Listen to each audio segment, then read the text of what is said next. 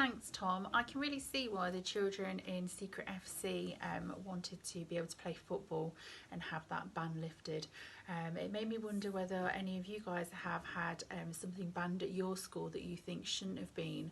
So today we're going to use that as our inspiration, and it's your chance to have your say. So your task is to think about something that you think should be allowed that maybe isn't.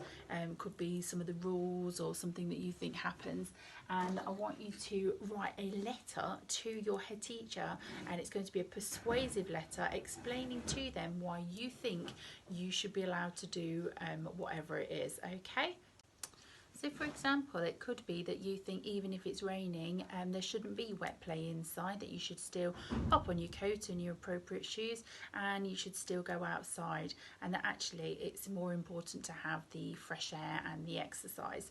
So that could be one idea. It could be that the favourite food that you have on the school menu only goes on once a month, and actually you think it should be on there either every day or every week at least. Okay, so you would need to be persuasive and say the reasons why.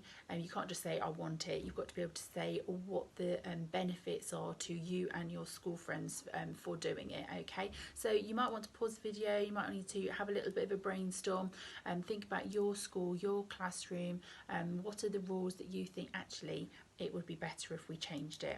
Okay, once you've got your idea, then we're going to try and put it into a letter format. Now this is going to go to your head teacher, so it needs to be what we call in formal language. Okay, so we're going to lay it out like a formal letter. So you would put your address at the top here, and on this side you would have your school.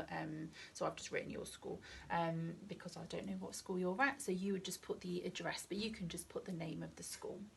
Underneath that you would then put the name of your head teacher who it's going to. Now you don't have to actually put your real head teacher, you're not necessarily going to send this letter in, but you could if you wanted to.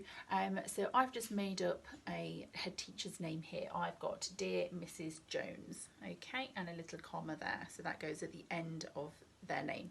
So once you've done that, you need to then explain to the person you're writing to what you're writing about. So usually people might start with something like, I am writing to, and it could be to persuade you. And then it's your chance to explain what it is that you want them to do. So it could be explain, persuade, alter your mind, and then you're going to put all the reasons, be really clear about what it is you want and why they should let you have your way. Okay, so when you have finished that, you then need to finish with a formal ending. Now at the bottom of the letter you would always put yours sincerely and then your full name when you are writing a formal letter. Okay, some other things that you can do to make it formal is include persuasive language. I am sure you will agree. Okay, so you might want to magpie some of these phrases that I've come up with. Clearly, could be clearly, you must see that this will benefit the whole school. Okay, as you can see, the benefit of going out to play is lots of fun and exercise and makes everybody happy. Okay, so you've got to think of the reasons. One extra thing that you need to bear in mind when you are writing in a formal way is that you don't do contractions. So you wouldn't have I'm, you would write I am.